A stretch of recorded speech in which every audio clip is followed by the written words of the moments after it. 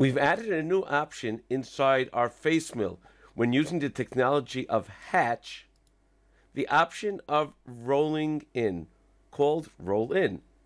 What this actually does is allows the tool to actually roll into the actual tool path itself instead of going straight into the material itself. This is actually recommended by almost all of the tooling manufacturers.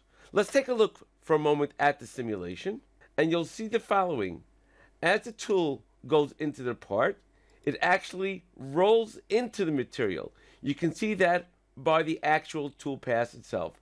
And this is done on every single tool pass that uses the hatch. Rolls into the part until the very end.